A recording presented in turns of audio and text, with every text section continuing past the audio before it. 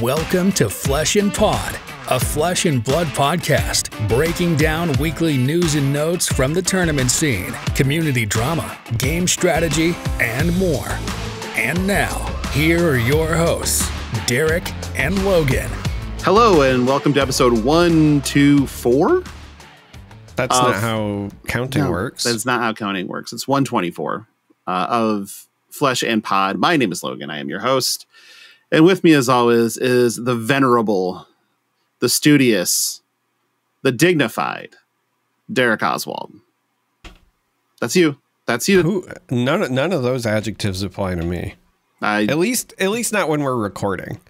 Well, right? I mean, you were making a big deal about being professional last week, so I had to make sure. I'm dignified in the streets and degenerate in the sheets, I guess.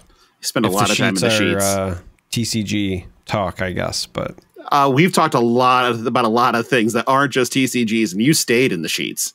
Well, yeah, sure. I mean, just before we started recording, we were talking about OJ. Yeah, that's just pillow talk for us. It's not. I mean, it's great. I love it. Darick, did you do anything in Flesh and Blood this week? Probably not. It's you. So no, obviously the only ProQuest that I could have made it to, and we talked about this last week, was if I got up and I drove to the min-max one, and I almost did, because my wife said, hey, why don't we just make it like a day of it, and we'll get up and I'll drive down and take the kids to museums or the aquarium or whatever, and you can play. Which sounds good in theory, but then I started doing the math and I was like, no, this ends up being an entire weekend to Chicago, and this is going to be the most expensive ProQuest I've ever attended. So instead, I did family stuff this weekend. Good enough. You drafted Star Wars, though, again. Yes, I did. So I got some Talishar practice games in on Saturday night, just because I do want to make sure that I have testing coming up for when my local ProQuests do hit. Still a week and a half away, sadly for me, but is what it is. And then obviously today I posted it on Twitter, but I went and drafted some Star Wars Unlimited. There's a local game store that is new-ish, relatively new. That has product? Well, yeah. So a lot of places have product, just not for sale. A lot of them got an allocation. And basically everybody in the greater Lansing area of Michigan is just sitting on their boxes to run draft and other events. And so that's what this one was. Same here. So it was a good time, but I was really just going to say that the local game store, like I said, it's new-ish, but the owner is, he's a very nice guy, understands podcast, social media, all that jazz, does socials for Gen Con and a bunch of other gaming companies. He has a recording studio, and then he has his current game studio, and he's got this really funny story about how he fell into it by accident. The same way that I fell into casting by accident, he got a game store by accident. It's quite comical, but I tell this because I talked to him today. I said, hey, are you planning on doing anything with Flesh and Blood? Because obviously that's of interest to me. And so he is in the process of, he's in a small game store right now, and then he's got his recording studio that he does for all of these social media things he runs for gaming companies and does for Gen Con and whatever. But he's moving it all into a consolidated 4,000 square foot space. It's going to have recording obviously set up for his stuff. And so I've already started my hey, are we going to be able to record, or, can we record games? Can we broadcast stuff? Are you going to do Flesh and Blood? Can we get some ProQuests and then broadcast it? Same thing for Star Wars, right? Can we broadcast Star Wars? And it's just nice because it's somebody who already knows the video side. A lot of times when you have these conversations, you have to get over the hurdle with the store owner because they know the store. And a lot of times they even know the games, but all of that other stuff is, you kind of have to pitch the benefits and whatever. Yeah. And no, I mean, he's all in. So, not doing Flesh and Blood yet, but primarily just because the space he's in now is just very small because he fell into it by accident. But as soon as he moves to this new space, which is, he's in the process of doing it, so whenever it finishes, I might have a pretty cool place that I can pitch to folks to come for Flesh and Blood events. So that's exciting. Awesome. Yeah. So that's that's the real thing that I did this week. I was trying to get a new local store on the Flesh and Blood train that's going to have this really big open space and can potentially do broadcast stuff. I almost feel bad for Mansant. I mean, I don't feel bad. Obviously, Savage Feats and everything he's doing is just booming and going incredibly well for him.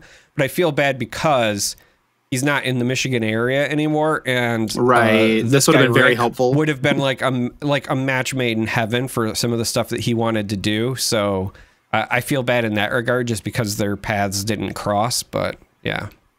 Yeah. And that's, I mean, it's unfortunate, but again, Ethan's thriving. So I'm not too worried about him right now. It does give me a reason beyond just hanging out with you to go to Lansing, fucking Michigan. There's not much there.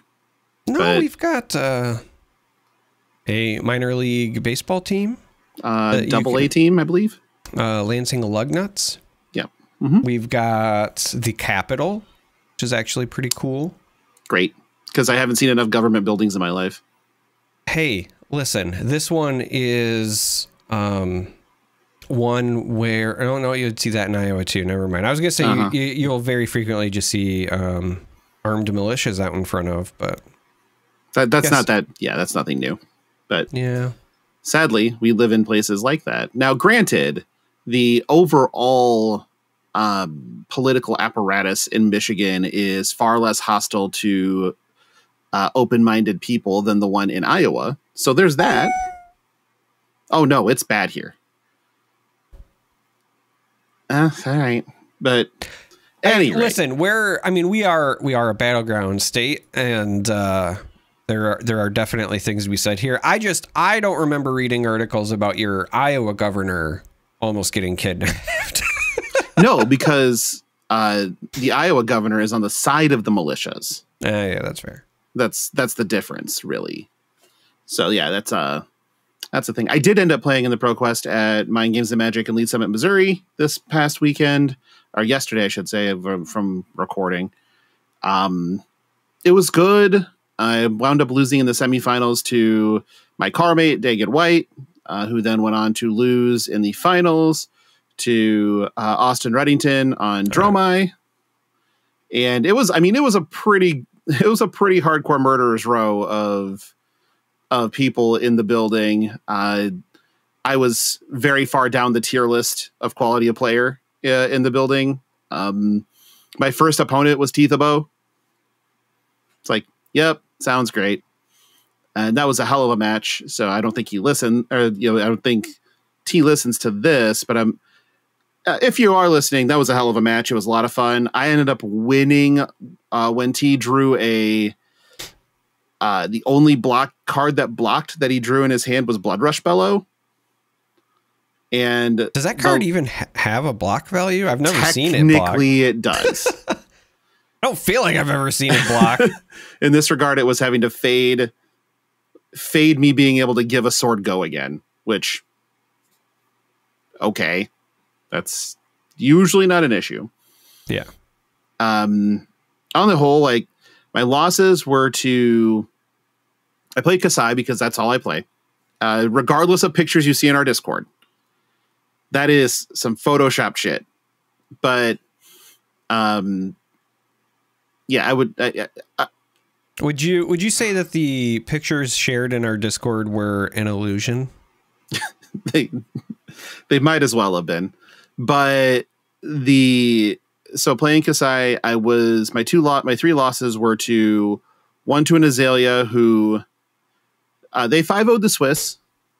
They lost to Dromai in the semifinals as well. But the turn sequence, I think that the first two turns presented 36 damage. And I took, I believe, 18 after blocking everything I could over the course of those two turns. So brutal. And eventually we're getting towards endgame, and my opponent looks at the life totals and goes, I'm at 2. I have to kill you or I'm dead. Like, you're not wrong. And so blind flipped Azalea, hit an arrow. Like, okay, you got me. And the other was to a KO that presented 30, 32 in a turn, 30 in a turn, something along those lines. And I'm like, rough. Okay. Still a close game too. So those were my two, but I went 2-1 against KO, 2-1 against Azalea, beat Levia, and then the other loss was to Dagon in the semis playing Hatchet Dory, which is very difficult for Kasai.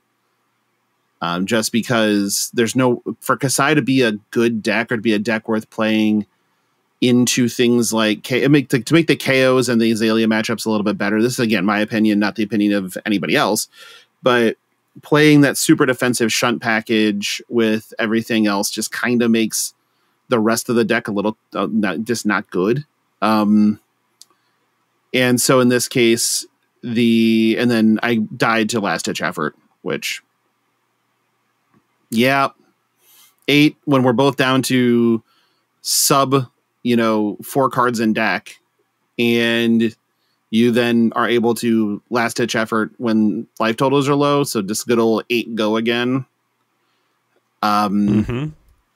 Makes life difficult. So I signed it. Yeah. So there's now a signed last ditch effort in Dagon's deck, and he's keeping tallies on it for how many times it kills people. Last ditch effort. Right. Yep. That's such a Dagon card. Well, he died to be fair. To be fair, Dom, venerable member, important member, valued member of our Patreon. He was playing last ditch efforts in Decimator Dory and got Dagon playing Bravo like 3 times in a row. And it was like, yeah, the card's actually real. That's probably a bad thing. But is the card real, or I mean, those types of matchups. No, yeah, those types of matchups. Well, I mean, but that's my point, though, right? Like, who wants to grind that long? Yeah, it feels like a Dagon special. Yeah, I mean, it does. Like the only person that I would be like, I think. The only person that I would say is not Dagon White, and I would be like, you know what, that sounds exactly right up their alley. And if we're talking about last ditch effort, Charles Dunn, right? Like, Dagon and Mr. Dunn. Yeah, they might as well just, they're birds of a feather. Yeah, because that's a fucked card. But I got my rainbow foil, my extended art rainbow foil KO. I didn't get Betsy'd, so at least I got one worth having. The only one I really would want to have, honestly, because I have a Marvel Kasai. I don't really need the rainbow foil one, and I have no interest in owning a Betsy because it's a Betsy. But it was a good event. I think it was a lot of fun. Again, opponent quality was awesome. There was the top 8 was fair. There was 2 KOs, a Rhinar, Dromai, Kasai, Dory, and 2 Azaleas. So not the most diverse, but it was still, diversity was fine. But the bright side is Dromai's dead. There's no lingering suspicion of Dromai hanging around at $9.99 or any bullshit like that. No, several people made sure that was not going to be the case. Most of all, principal among them is Jeremy Chin, who won Battle Hardened Atlanta on Dromai.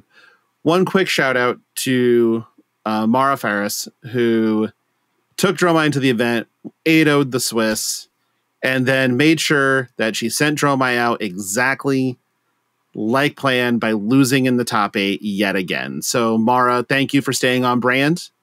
That's very important. She didn't want to be the one to take her out of commission, and I respect that. Yes. I still firmly believe there's something to be said. Like, listen, winning is important, and there's a lot of glory and whatever, but I think that there's something to be said about if you could just be a Tannen Grace. And I don't mean like the comedic Tannen Grace like me, but like real Tannen Grace who always finishes second in big events. Jesus. But in Flesh and Blood, where you're doing it and then you're not getting your hero living legend points, but you continue to get good rewards, I think that there is something to that. I mean, maybe, but don't you just want to win? Yeah, but I also like winning gold foils and PTIs and all that, right? And you can get all of that stuff second. Yeah. By the way, your Arachne protege. The wonderful Greg Greiner. Listen, I do what I can. He does send me some weird questions sometimes, and I love you, Greg. But I want to hear from him about like what he lost to. I haven't had a chance to do a full debrief yet. Like I've seen, like I know the heroes he lost to, but I want to know like how the matches went because I'm curious. One of them, he died. The one that I watched closely, the literal match end was just he needed to be able to block with all 4 cards in a turn and drew a Plague Hive. So, yeah. See, this is why I wanted the debrief because no list I have sent him has a Plague Hive in it. Okay.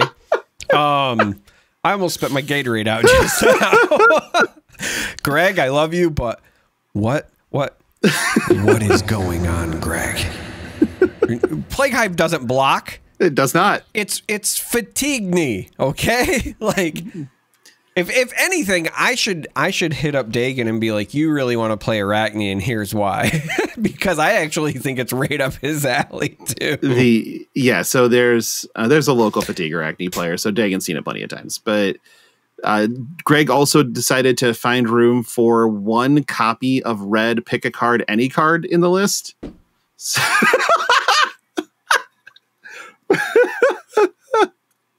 okay. Mm-hmm. That must have been what Dagan meant when he said he got to see the spice. Oh yeah. There are different levels to what people want to do. That man was having a fucking blast. And no, I mean, it sounds like that's what's important. It sounds like he had a really, really good time. I felt really bad because I didn't know any of this. All I got to see was the win-loss and like the hero breakdown. And so I even tweeted at him. I was like, hey man, I feel like I let you down because he's been asking me up for like all these pointers and, deck list ideas and hey, like, what if I want to switch from, cause like I have a sideboard that is basically like the only sideboard cards I have are for Kano and I play the same 69 cards in every other matchup, right? Like that's the way I play Arachne. And he was like, okay, what if I just say, I don't care about Kano, but I want to shore up Prism. And so I sent him back like, well, this is what I would do if that was, my game plan or whatever. And he was like, okay. And then I didn't hear anything. And so now having this discussion, it sounds like, yeah, he, and you know what? That's fine. As long as he had fun, that's all that matters. I just didn't want to feel like he took my pointers and then, No.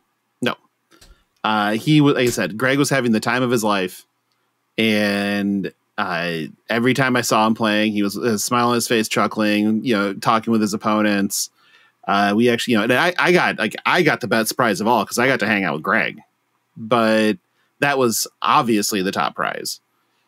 So we had like a meal break before top 8, and it was going to be like that meal break was going to lead right to when Greg needed to take off anyway. So we just went out to some little barbecue joint named like Jazzy Bees or whatever that was really close to the venue.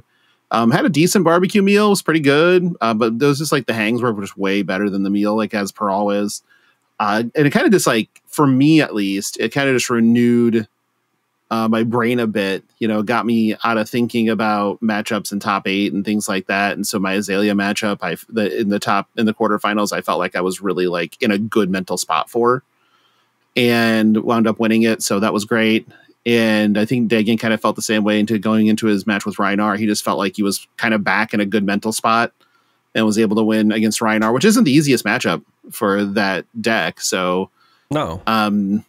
And then obviously beat the shit out of me. And then Dromai was going to be a problem for either one of us. So it is what it is. I mean, Dromai matches even in my opinion anyway, even the decks that have good matchups into it, if it's a good Dromai player, it's going to be a slog, right? Yeah. They're gonna make you play clean. Yeah, So. and Austin Reddington is a good Dromai player.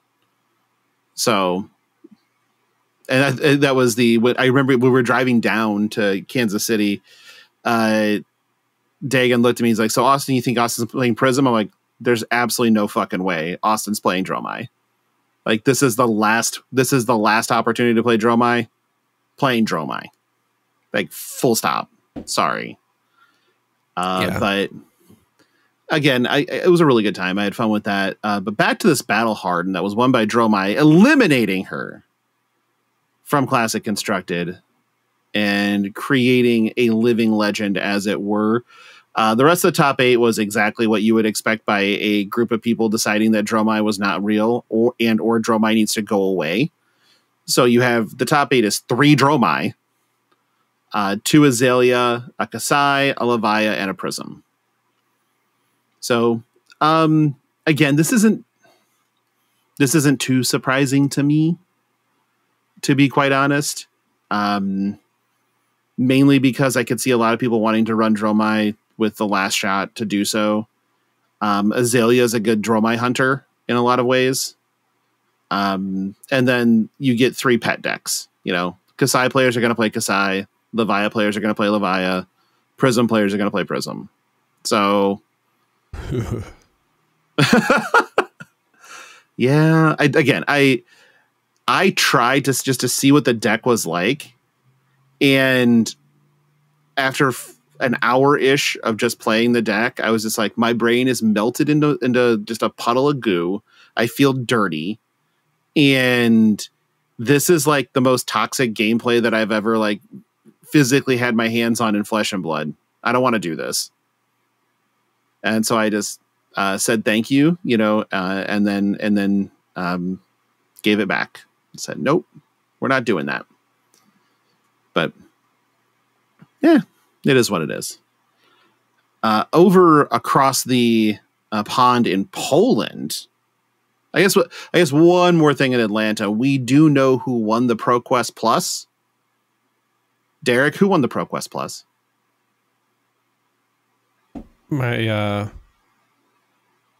My good friend, my good buddy Cass Mulder, aka Casanova Casts. For those of you who don't know, Cass covers Teamfight Tactics. I worked with Cass on Wild Rift, Legends of Runeterra. He's a former Heroes of the Storm, like esports pro player. He is multi-talented, just a great human being overall. I could not be happier for Cass, because when I very first started playing Flesh and Blood, Cass was at one of the early callings I went to Cincinnati with me. And it's nice because not only did Cass get the win, but Cass, not as public as say like an Ethan, but Cass has very much been a Levia player since he picked up the game. It's been his pet deck. So the fact that he got that victory with Levia is even more special in my opinion. I remember like literally at that calling Cincinnati, we were playing, like I was on Bravo and he was on Levia, and we were playing at a pool table in a bar after the calling. Just because we were like, hey, I want to jam. Play. Yeah, like I want to jam more games. So just really excited to see the work pay off. Very, very happy for Cass. Yeah, and to go down and play, Levia is a good deck. Don't get me wrong, but it's not what mentioned in the top tier. So walking in with, again, pet decks are real in this game, where people have just reps upon reps upon reps on the same deck. And so while the deck might not be good in a vacuum in the metagame, you still will be in high danger of losing to them, because they have reps to the end of time on the deck. So that's kind of, I think, what we saw here. Ethan Van Sant, aka Mansan, also was in that top 8 playing Levia. So there was there was a lot going on there. And, I mean, again, Brody was in the top 8 of that as well. He was also in the top 8 of the Battle Hardened, because why wouldn't he be? It's Brody Spurlock. And Brody playing Azalea, it just that's kind of his thing now, it seems, is that he is just fully in league. Yeah, I'm not surprised. I feel like, if anything, it's like a comfort pick. Could be. Because we've seen him play it at a number of events, and it's not like he only plays that, but I think whenever there's like uncertainty, he just falls back on like, I know how to play this, and it's still relatively in a good spot. Turns out Dominate is still really powerful. It's the same reason I fell in love with Bravo, and playing huge attacks is fun. It's the same reason I fell in love with Bravo when I started playing the game. Azalea currently lets you do all of those things. So, and like, let's be honest, the specialization that she got in heavy hitters is just one more tool to the arsenal that was all really good. So, yeah. Yeah. I mean, I got Judge Judy in an Azalea game this past Saturday. It wasn't fun. It just like, shit. Okay. I blocked out the first one. It was the second one that got me. Yeah. Yeah. Because, Codex of Frailties, Memorial Grounds, et cetera, et cetera, et cetera. But I still won that matchup. Not a big deal. But across the pond in Poland, we had another Battle Hardened going on. This one won. Oh? The coolest prize. The coolest prize ever? In Flesh and Blood, like, tournament history. And I know what you're thinking. Like, we've got world champions that have won stuff and whatever. Nope. But like, if you have not seen the trophy that was custom made for this event, do yourself a favor and look it up. It is phenomenal. Yeah, it is. So you have to see it to believe it. But it's... Do I ever want to spoil what it is, or do I want to make them look it up? It's here's what we'll do. Here's the teaser, the lead-in. It is a life-size wearable replica of an iconic piece of Flesh and Blood history. Correct. That's a good way to put it. It's awesome. It's awesome. And I believe that the same artisan made the trophy for last year, which was one of the weapons. I don't remember which one it was. Maybe it was Dawnblade. Maybe no, it was Talishar. It was a Talishar. That's what it was. Talishar. That's what it was. I remembered it being a sword, but I was like, I feel like I would have remembered Dawnblade, and I didn't remember it having the guard. The guard. Yep. It was a Talishar, and it was really cool. So this, but you can't wear a Talishar. You can't wear a Talishar. Wearable, and so that's. You can go out in public with this on. Yep. That's how awesome it is. But yes, in this Battle Hardened, it was won by, I really butcher these names. Peter Dagat, Grzempek, I believe, and on Hatchet Dory. So doing, I wouldn't say God's work, but being a Hatchet Dory player. So getting in there and carving people up. The top 8, again, a little bit of a hit to diversity with 3 Dories, 2 Victors, an Azalea, and a Vincent. That's where diversity comes back into play, is the Vincent hanging out in top 8. But the thing that kind of got me is I've always noticed for a very long time, I should say, that what the fuck are you laughing about? Sorry, in my head. I hadn't said fuck yet. I went 28 minutes without saying fuck. Well, so there's that, but also I was laughing because, and I know that you like Vincent, so I feel bad saying this in front of you, but what popped into my head was Vincent was in the top 8 as part of her Make-A-Wish request. I mean, that's possible. But yeah, Vincent, not a traditional, doesn't make traditional appearances in top 8s of actual big events. But here, this is the interesting part to me is just the wild difference between the two metagames. Now, that being said, I do feel like there was a narrow focus of Dromai players in the US that were just like, we're playing Dromai. and that had an impact on Atlanta. But then seeing, the two azaleas along with, a single warrior, then you look in Poland and you get 3 warriors, and then 2 victors, which no victors or no guardians at all in Atlanta. No guardians in Atlanta because of all those Dromai. Right. And then an azalea, which it seems like there's always an azalea now, which Teklovasan has taken the honorary azalea sucks spot in Flesh and Blood. So it's just Teklo sucks now. Then the Vinset is kind of in that same realm of, okay, I guess if it lines up. We all thought Teklo was going to be the next Iron Man, and it turns out he was Justin Hammer all along. Yeah, pretty much. He's not even fucking War Machine. That's how shitty he is. Yeah.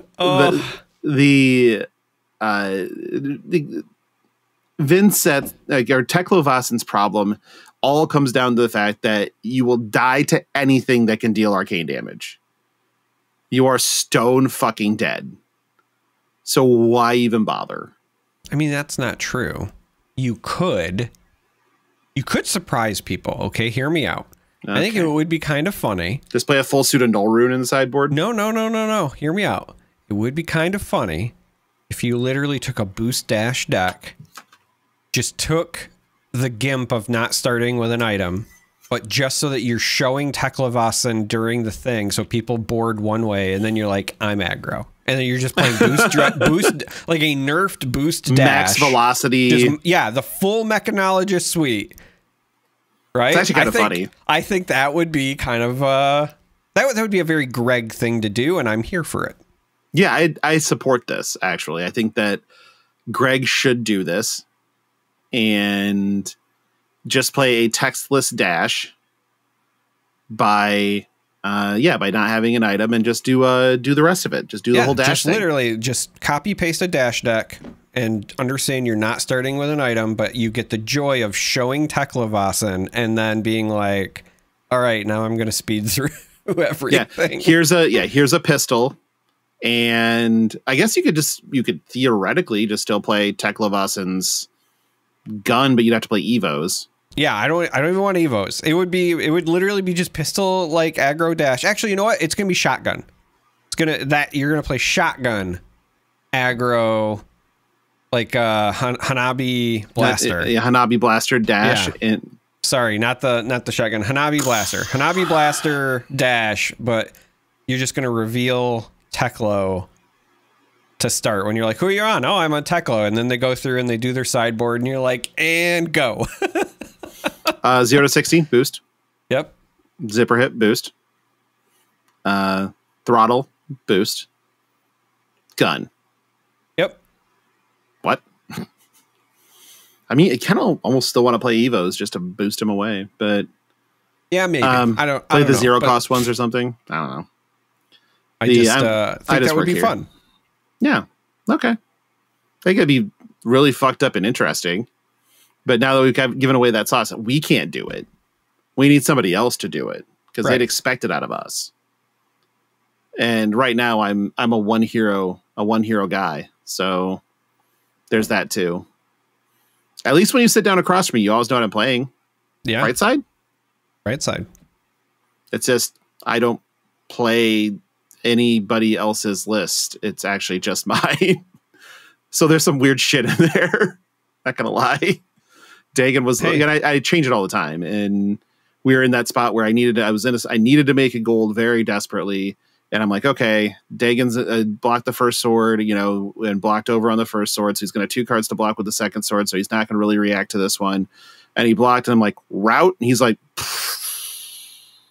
who plays route? What? Fuck? Sorry, excuse me? It's like, yeah, route. Send that back to your hand. He's like, okay, yeah, you get that one. Great.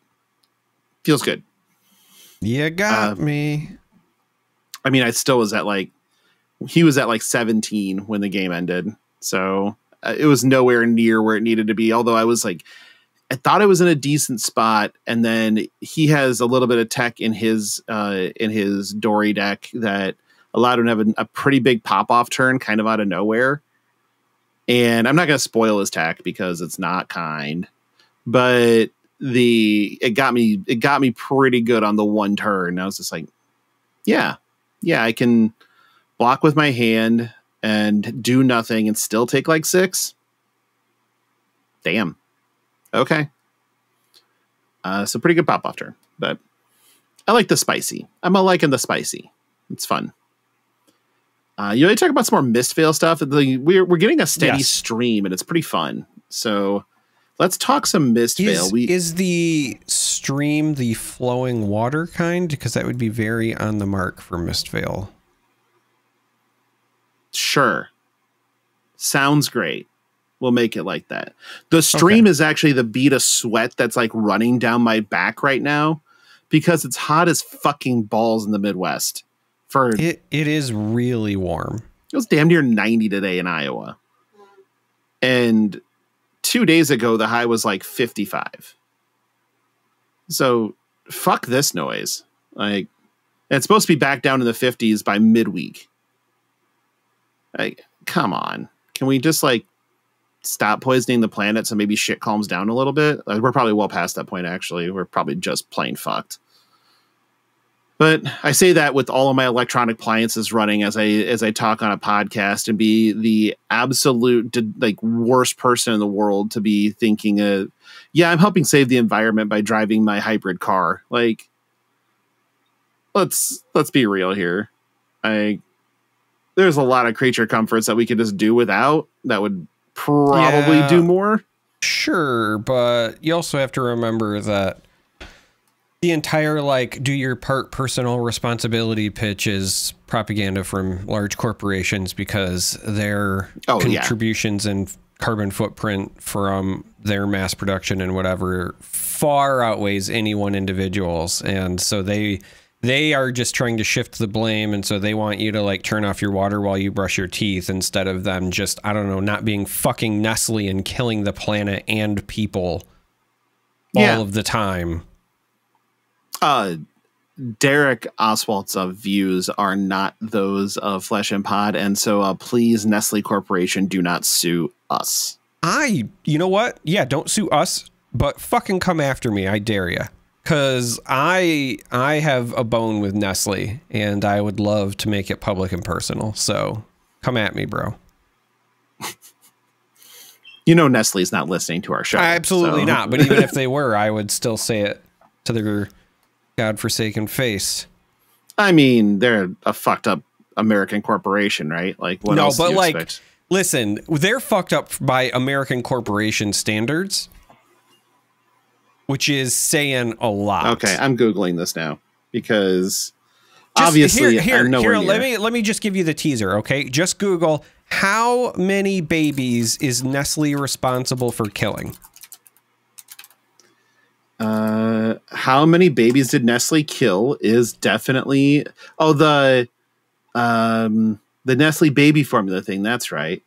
We're at 10,870,000 between 1960 and 2015.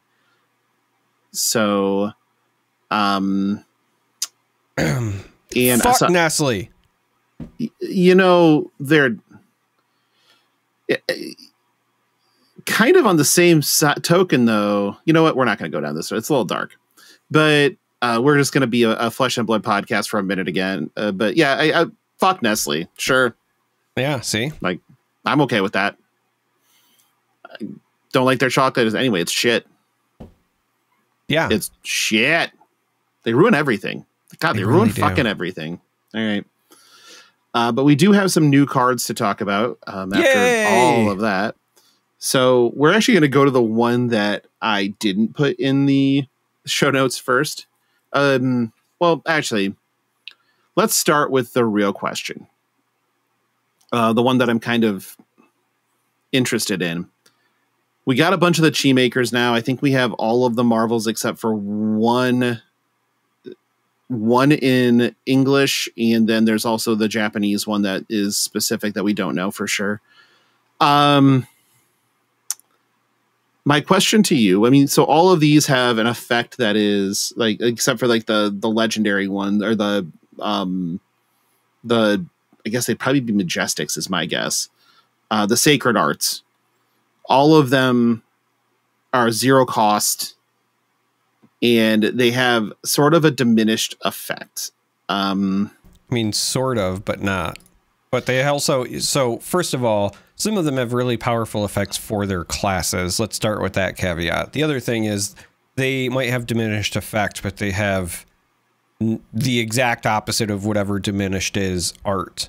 Yeah. Again, every time I see an art piece, I'm like, oh no, that's my new favorite art piece from this set. And I fully understand when Brian Gottlieb had said that, because now I get it. Because once, like, I want to hate Drop in the Ocean because fuck that card, but also it's gorgeous. And then when I saw the like Phoenix and the Wolf for Rising Sun, Setting Moon, I was like, I don't, even if I never play this card, I need it in Marvel because it is that cool looking. It is gorgeous. It's like a print worthy hanging on my wall. It's also Dokken art. Yeah. Which is fascinating because that's a staple Magic artist. Another one that is now doing Flesh and Blood cards, which is just fantastic. But yeah, Drop in the Ocean is, I guess it's a good one to talk about. Yeah, that's a good one to talk about because this is the one I think that proves my point, which is that I have felt like the other ones were more powerful than they looked.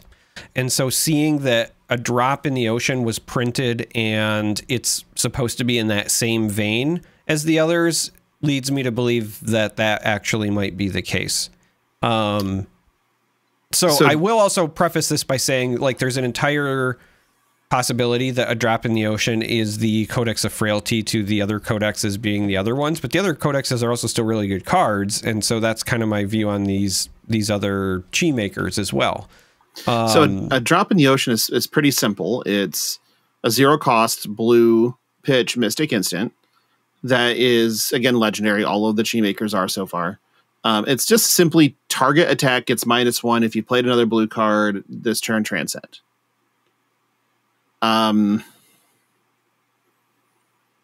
What are your overall thoughts here? I mean, I think this is really good. Okay. On the one hand, you could look at this and be like, okay, it's just -1, but let me tell you, the value of going +1 or -1 is very often very important. Breakpoints are very relevant in this game. So let's just start with that. As somebody who's played a lot of lunging presses in his time, granted, this does not block, but you have a lot of upsides on this. Obviously, the Transcend and turning into Chi is going to be very pivotal for these Mystic classes. Mystic talented heroes, I guess I should say. It's not really a class, it's a talent, but it's gonna be really important for that. But the big thing, obviously, is that this is going to be like the marquee Enigma card in my mind. She's an illusionist. You have to assume we're going to deal with Phantasm stuff, and being able to say as an instant, like, actually your popper's not a popper, and I get to transcend is going to be such a big thing. Incorrect. It's target attack, not target attack action card. Target attack. Oh, okay. So incorrect. All right, well, then I don't care about this card. It's not very good. It's Ancestral Depowerment. And Ancestral Empowerment blocks. Nah, I mean, it's still Lunging Press. It's Lunging Miss. Lunging Miss, yeah. It's just, it's lunging, what's the opposite of a press? Lunging curl? I don't know. But yeah, when I first saw the card, I will admit, I was doing some other stuff on Twitter, and I just remember seeing like, oh, it's a Mystic thing and it's a -1. So like my brain just filled in the rest of like, oh, this is the Phantasm whatever enabler, and this card is amazing and I hate it already. But you're right, it is attack, not attack action card. So with that in mind, so the question is still there. Yeah, I still don't hate it though. Sure. I don't. I think the biggest detriment is honestly that you have to have played another blue card to transcend. Mm-hmm. So the inverse of this is the grain that tips the scale, which is in the running for my favorite Marvel art in the set with the fucking gremlin in the tree. But that one is actual just ancestral empowerment that doesn't block, because it's target attack gets +1. So it's target attack. It can be weapon. It can be not. It could be an attack action. It could be anything, any of the above. So target attack gets +1, and then transcend if you play another blue card. So this one turns into similar ish to an ancestral empowerment, just because if you play it with another blue card, it comes back to your hand, so it's similar to drawing a card. Yeah. But, so the problem that I have though, now that I have like fully digested, it's just attack and that attack action card. The grain that tips the scale is going to be, in my opinion, slightly better, because you at least have the opportunity to have played a blue attack card. Playing this defensively is going to make that this much harder to flip. Right. You don't play. This is not for defensive at all. Like, you need something else with this. Like, playing 2 of these flips both of them, right? Like, it's just play one while it's still on layer. You play the other one. When they both resolve, they see each other and they flip and they come back to your hand. So the question again is, are the Chi Maker cards toned down too far? So far we have a little bit more useful ancestral empowerment that doesn't draw a card and doesn't block. We have Lunging Miss. We have Blue Sigil of Solace. We have Shuffle. We have put target action card from your graveyard on the bottom of your deck. That one I think is very good. You have the put a card, draw and put a card from your hand on the bottom. Also very good, because being able to just cycle a card that you don't, that doesn't block or you don't want to block with or whatever is pretty good in a lot of instances, especially with these types of decks. We have banish target card from your opponent, from an opposing hero's graveyard. That's pretty good. That does do a thing. I mean, but it's just one card. But yeah, but it's also super relevant for new. Right, absolutely. Like for new, that one's where. So I think that was also part of the reason why my brain had auto filled in the attack action part, because I was like, all right, new very clearly has one that fits her playstyle, right? With the banish a card. And so I was like, okay, well, drop is just meant to be the Enigma. And even though, like, yes, there are the legendary ones that are not specializations, but they are, right? Kind of like how with Arya you had the stuff where only certain talented combinations of heroes could play them.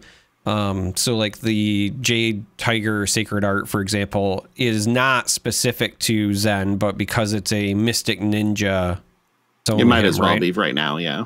So obviously you have those, but for these generic ones, it still felt like some of the heroes wanted some of these more so than others. Again, so like the tips the scale is a good example, because like, yeah, technically any of the heroes would love a +1, but I feel like the ninja is going to need it more, especially if you are, choosing to play Mask, right? So that's a bit more relevant. Who knows what other equipment options we'll get in this set, etc. So I don't know that they're toned down just because here's what I feel. I feel like they might be or appear toned down here, and we might get the entirety of the set and still feel that way here with just this reveal. But just by the introduction of Chi as a mechanic, you open up a space of design where you can do some really cool things with it later. And yes, we have the heroes and we see their hero abilities, and obviously they work with Chi, but it's entirely possible that we see weapons that have 2 costs, one with regular pitch and then an amped up one with Chi. We could think that's highly likely. We could see, hero specializations or just special cards where It's either you have to pay for the cost with chi, but it does something super powerful. So like that's like their version of fuse, or it, again, could be something where it's like you play the attack and then built in, think like exude confidence, right? There might be an additional cost on the attack, but you pay for that with chi, right? Right. Something like there's so many different things you could do just by introducing chi that even if we get through all of this set and it still feels underpowered, they can look at that and go, okay, that's where it landed on the power scale. Now let's amp it up. Right. And I feel like right now their approach is they still want powerful things to exist in the game, and we're still seeing powerful cards get printed in each of these sets. But I think since Aria, they are just like kind of tempering things and then amping up as needed, because it's a whole lot easier to slowly turn the knob up than it is to try to force it back in the other direction, right? Right, 100% true. So I don't know that I would say or agree that they are too toned down, just because we don't know what the ceiling could be. Sure. To me, so it's a real cost to play a card, and you don't have to transcend these. Like, I get that part, but it's a real cost to play a card, and then it comes back into your hand, and you're essentially putting a crack bobble in your deck. Like, yeah, that's. I mean, you're putting a crack bobble in your deck, but you're also opening up abilities that you did not have before. And I will also say this. So I think one of the things that gets lost is that, yeah, you have to transcend them, which means you have to fulfill some sort of requirement, usually playing a blue card. And I fully understand that. But you also have to remember that in many cases, every one of these cards that are, when they're transcending, is almost like pitching a fabled gem, right? Because you're going to get the blue pitch value and an effect, right? You get the effect first, but then it transcends and comes back to your hand, and then you get to pitch it. So even though it's not all in one fell swoop, like, oh, I pitched my Heart of Findall and I gained a life, if one of these said gain a life, and if you've played a blue card, transcend, right? Mm-hmm. It's the same as if I pitched a Heart of Findall, but now I also have chi floating around in my deck. So it's that, like, you get the blue pitch, and that I think is almost like the hidden value of these. And I think that over time, if you're doing the other things you would have like pitched for blue anyway, it might not be as bad as it looks. Again, it's one of those things. I'm very interested to play this set because I have a lot of feelings about it, but I have no concept for how right or wrong my gut reactions are until I go through the motions. No, you know what I mean? I totally understand, because I'm the same way. It's just, this is something that it felt like it was a relevant discussion point. And, you know, because there's even like little things like pitching chi will not give Kadachi's go again. You know, if it did, maybe a different story, but it doesn't. And because they don't have a cost on that side. They don't have a cost. But if you pitch the untranscended versions, that does give Kadachi's go again. And so there's, you know, there's those little things. And I feel like we won't be able to kind of generate a full opinion on anything. I mean, obviously we're a speculative podcast, right? Oh yeah. We like to have fun, but this is the set that has made me, I feel like, be the most unsure or timid with some of my predictions, because there are so many things that could happen. And I know that blue stuff is going to be a heavy theme within the set, but I also just keep thinking, like, the entire set can't be blue cards, right? So like, what are the payoffs? It's not. We know it's not. I mean, we know it's not, but you know what I mean? Like, just, we know there's going to be some big stuff coming, and once I see those, it's going to be a whole lot easier, I think, to gauge.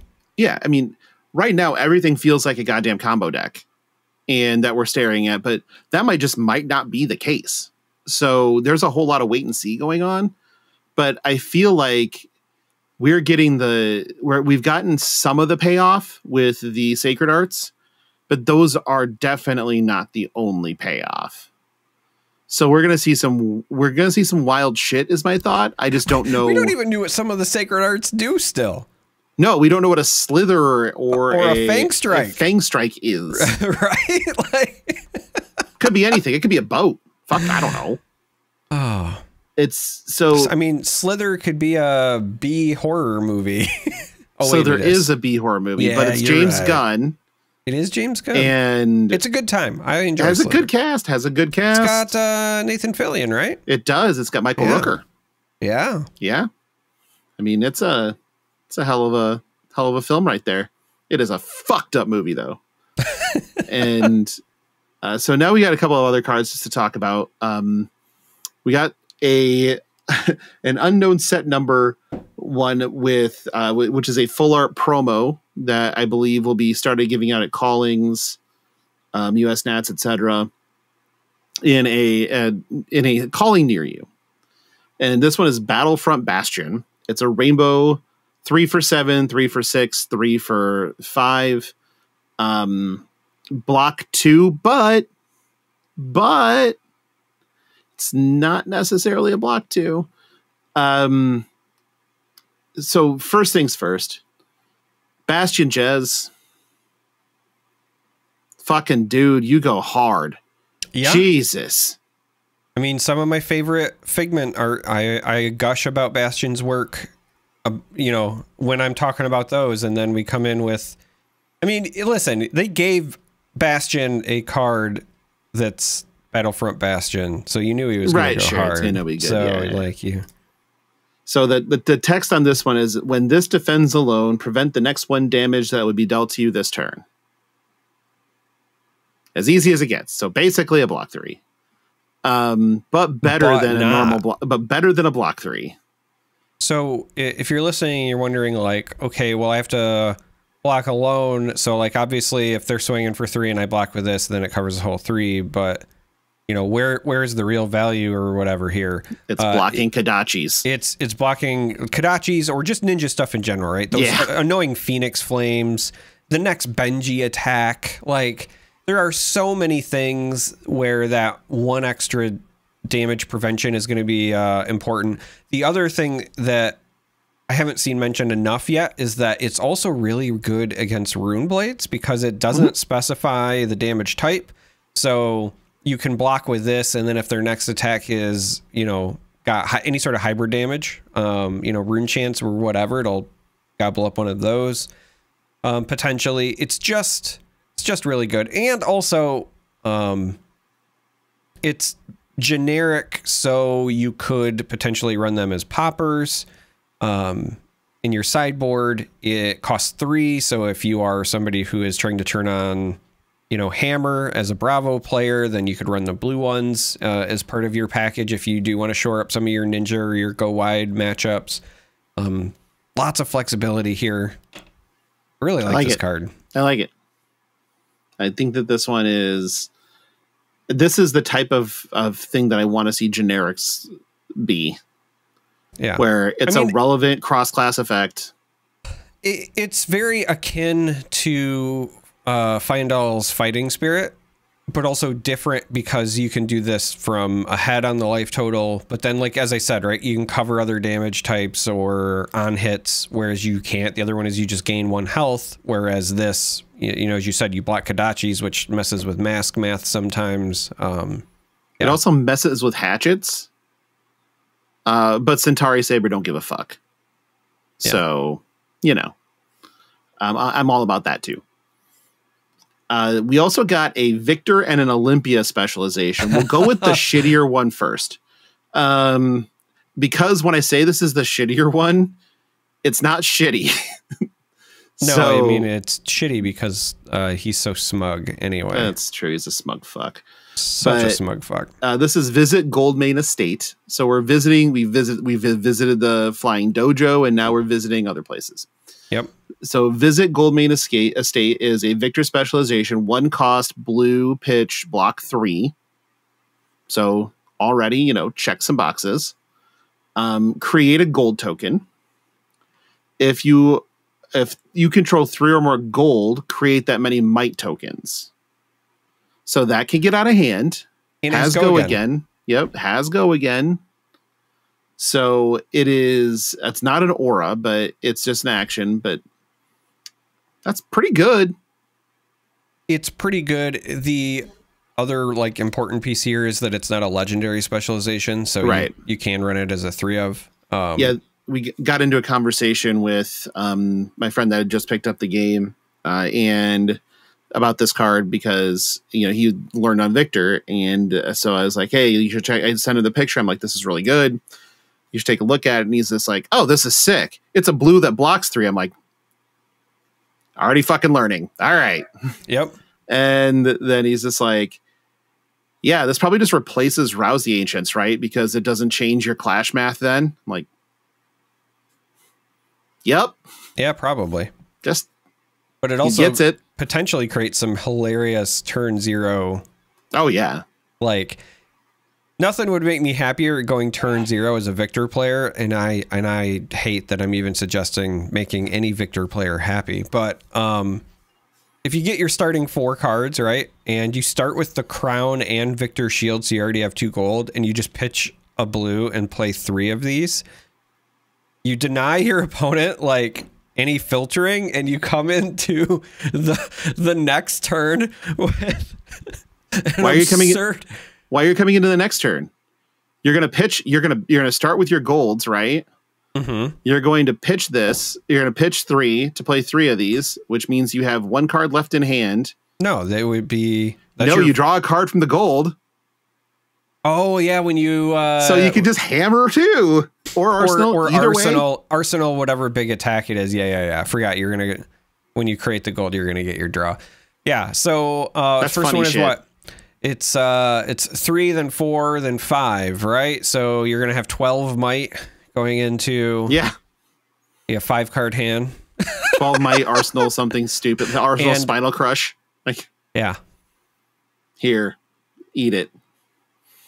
Or if it's even more fun, is if like you randomly the card you rip is a red Macho Grande that you slap in your arsenal. Well, now that you've used all your estates, you don't need to like sit on your gold. So then you start the next turn with like, cash in. Well, you can just ramp your resources too by pitching a blue, cracking a gold, draw another blue. Yeah. Just go to Pound Town, which is a different card entirely. But no, this is really fun, really good. And it's the worst one of the 2, in my mind.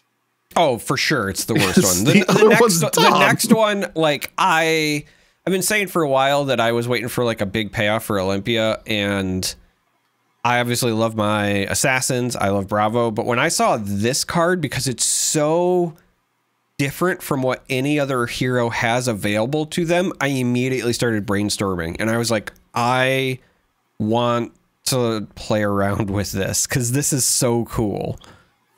Okay, so this one's Visit the Golden Anvil. 0 cost blue pitch, block 3. Olympia specialization, again, not legendary, so you can play 3 of them. As an additional cost to play this, destroy X gold you control. So remember when the gold was the payoff? Equip X weapons and or equipment from your inventory. Yep. Shit. So armor for days. Yeah. And you're just like, hey, warrior as a class has one of the best armor suites in the game. Like they just have a fridge.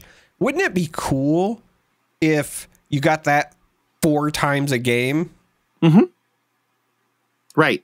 I already saw, my favorite meme was the Mo throwing Barney out, and somebody was like, this is what assassin games are going to be. And so they had the warrior boots, right? And then they had, what is it, Already Dead or whatever, like as the throwing the Barney out, Dynamos, and then Visit the Golden Anvil is bringing it back, just back and forth. I banish it. Well, I get a new one. Well, if banish does not go back to your inventory, so you'd have to have one in your list. You'd have to have one in your list. Which I don't think that you would have a second one of those. I think that you would probably just have other boots, but I do like, I was already thinking like, what is it like to go through a game knowing that your opponent could just have like 3 crowns? Sure. You know what I mean? Could have 3 crowns, could have 3 balances, could have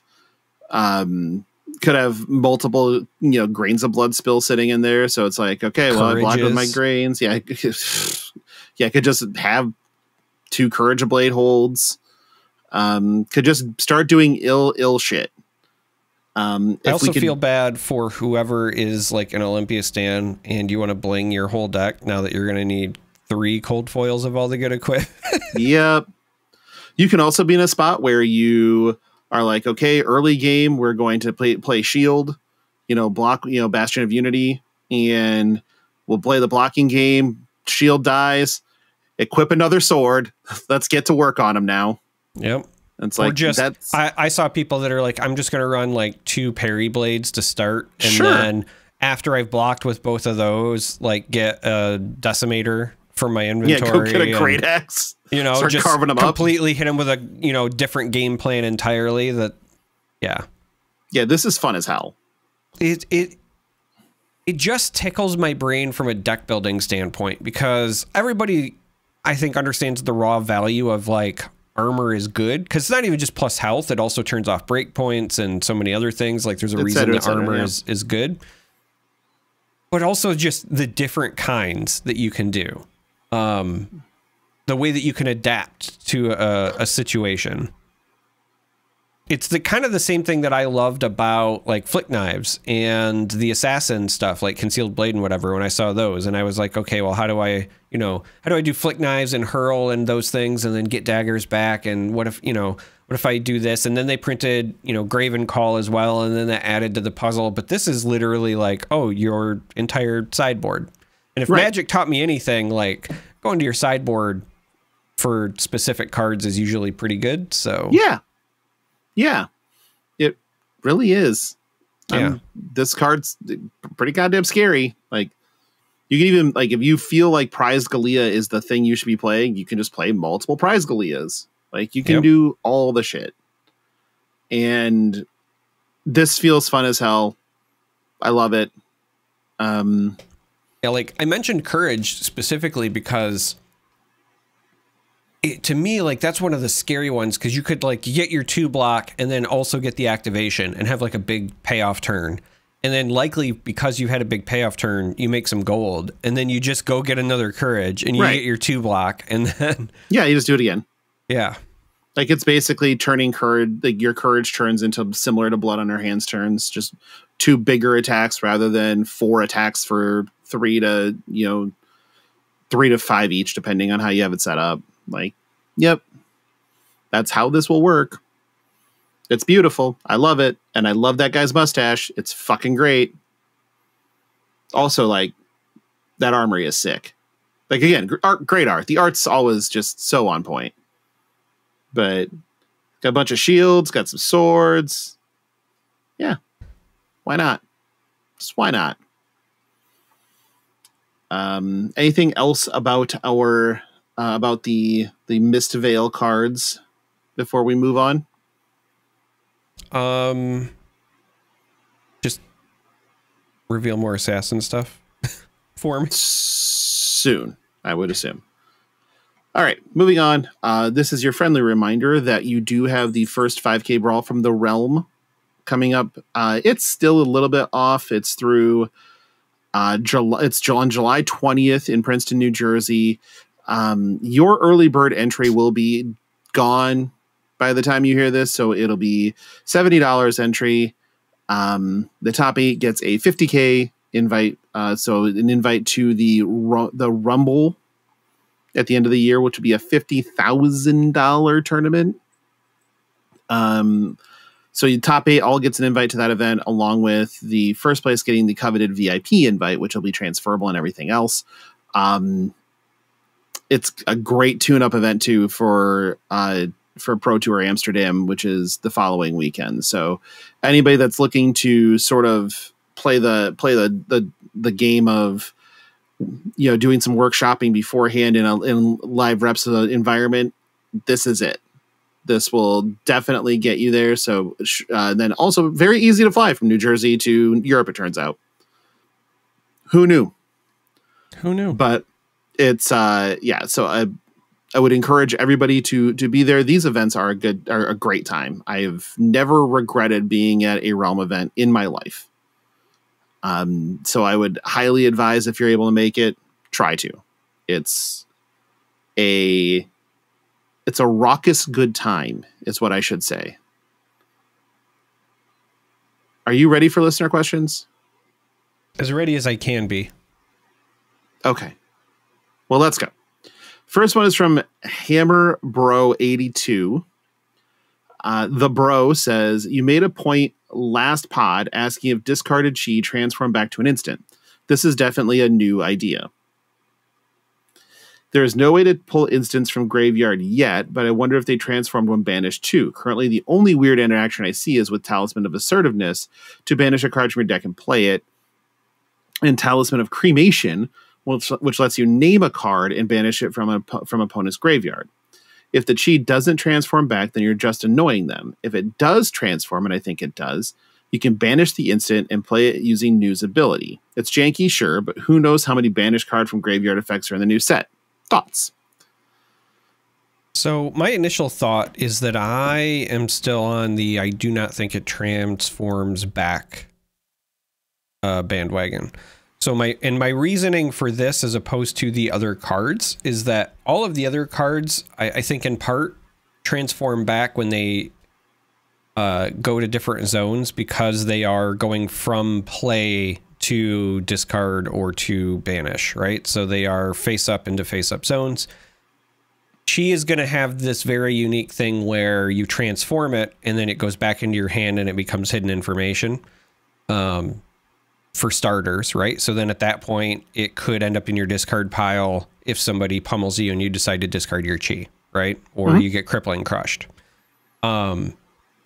And I don't think that it's going to like, okay, once it's there, now I have to dig it out and flip it. I think it just goes as is. Similarly, once you flip it, I think it stays transformed because, again, you're going to use it for pitch, and then it's going to come back second cycle, and it will still be chi for you to pitch and use for chi effects, but also will have that drawback of like not blocking and not having a cost, you know, like we were talking about for Kadachis and all of those interactions. So if it's not going to transform when it goes back into your deck via pitch, right? If it's not going to transform then when it's changing zones, I don't think that you can have it transform when it changes to some zones but not others, because I feel like that becomes unintuitive. So I think that for the other ones, it's when it's in play, it's one thing, and that's the transformer, the awaken mechanic, and then when it goes to a discard pile, it's just back.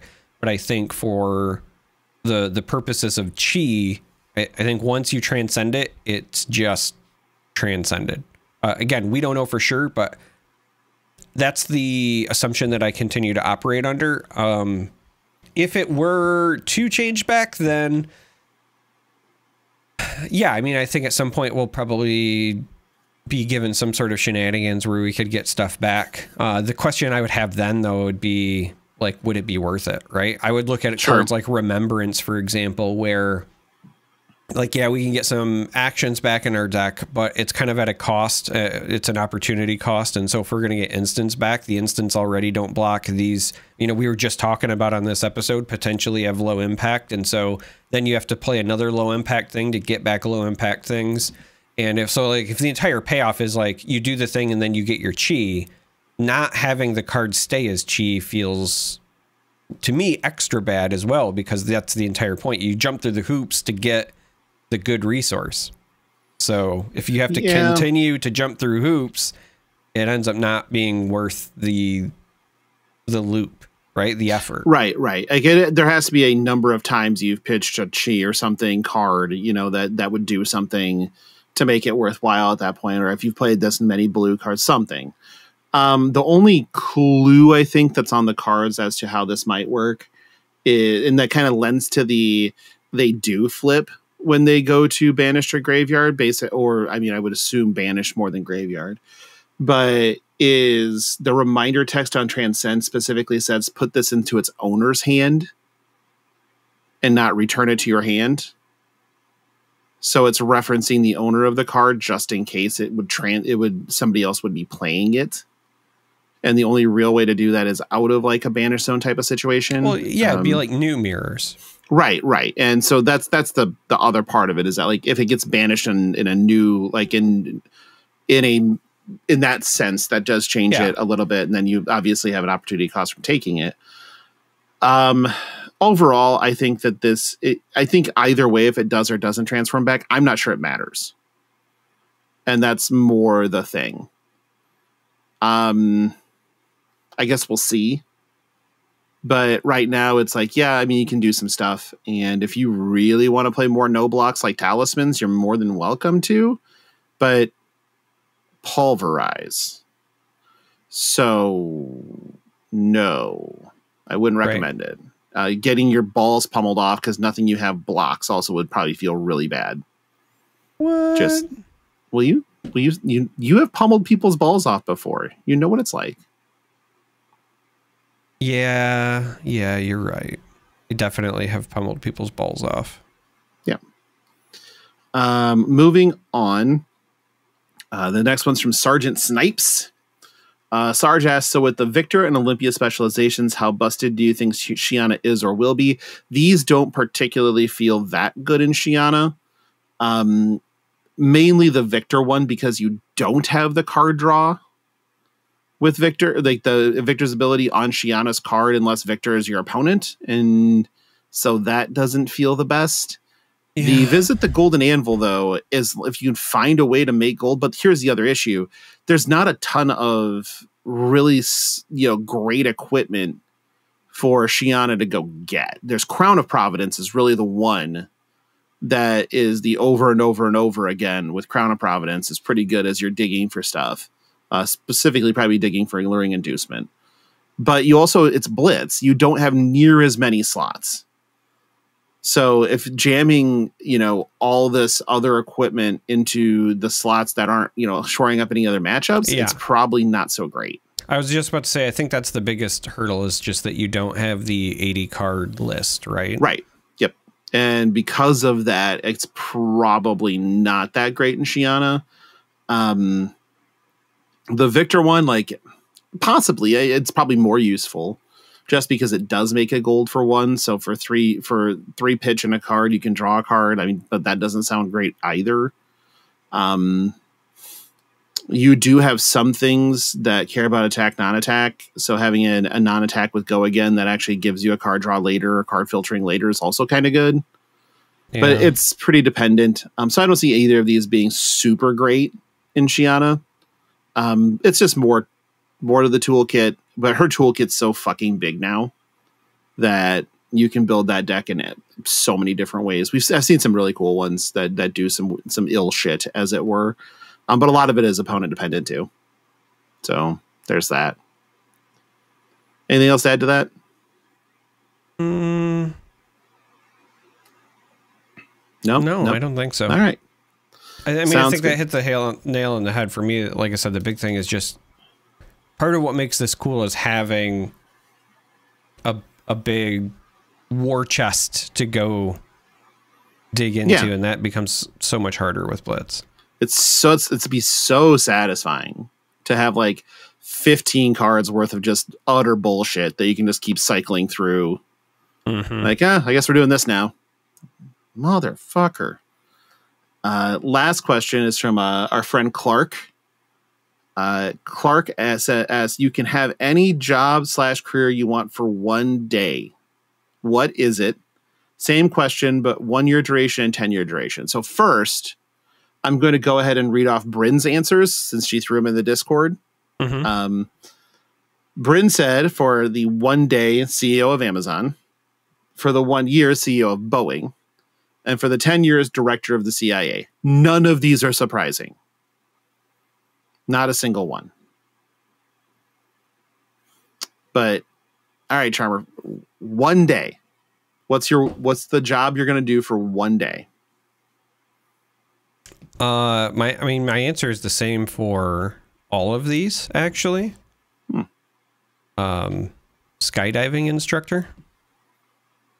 Because it's going to only last 1 day? Yep. I hate that I knew that answer. But, okay, what's your real answer? Oh, that doesn't count? I mean, you can count if you wanted to. I don't really care. Yeah, no, for 1 day, I think that it would be really neat to... It's hard for me to like pick the sort of thing that you could just do in one day that I actually find interesting. Most of the things in my life that I find interesting, I find them like they catch my eye because of their depth, right? So the one day is actually the hardest one for me to answer.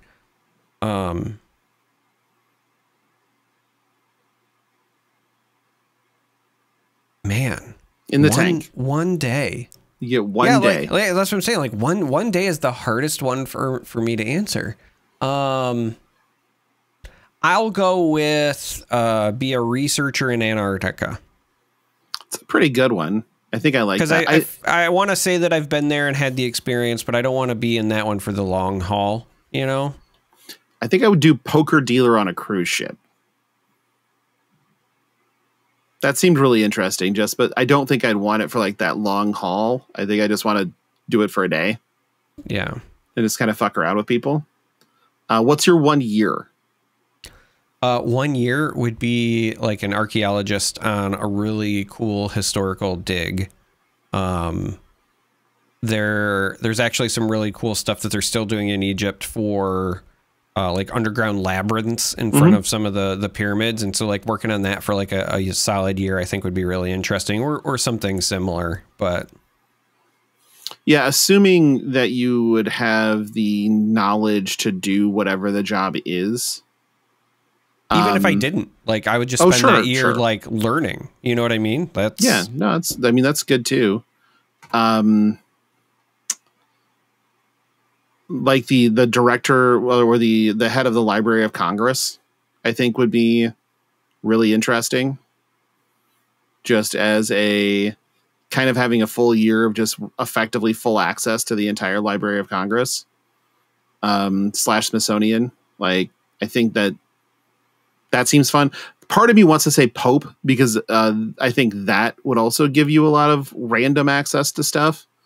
But there's also the thing that I don't read Latin, and I'm pretty sure, or, Sanskrit or any other dead language. But I think those are probably kind of important to a lot of the things that are located in the Vatican that are sealed. But historically speaking, I would think that that would be Pope. You could just be like, somebody read this shit to me. Yeah. Hey, fucker. Do the thing. Get the ancient texts and then put it on like an audio book for me to listen to in the Pope Mobile. That's the real reason that I want to be the Pope, is just for the Pope Mobile. But not the hats, man. Oh man, the hats are so good too, though. Yeah, I mean, that's really difficult. But Pope is definitely on that list. 10 years.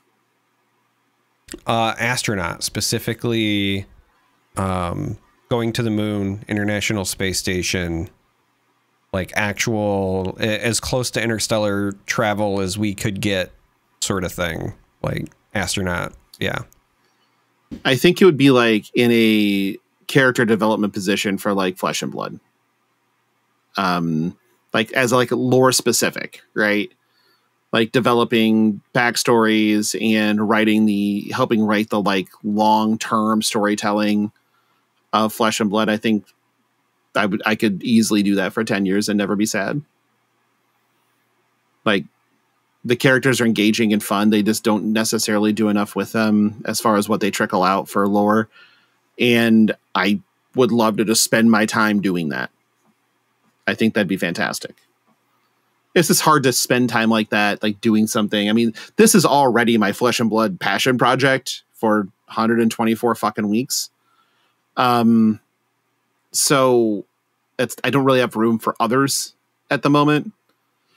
And that's the whole reason that like as a career, it would be, I would need to get paid to do it. But still, I think doing it would be rewarding, fun. I get to live in New Zealand, not the United States. So when World War III does pop off, I'm probably a bit safer. Just potentially. Yeah, but potentially. Yeah, I think that's where I'd be. Okay. I'm done. I got nothing else. I'm boiling. You got anything else? No, I don't think so. No, we're good. No, I think I think we're good. Specifically because as I'm speaking right now, for episode 124, we're at 1 hour, 24 minutes. So, okay, we got to get out of here. Thanks everybody for listening. We will talk to you next week. Goodbye.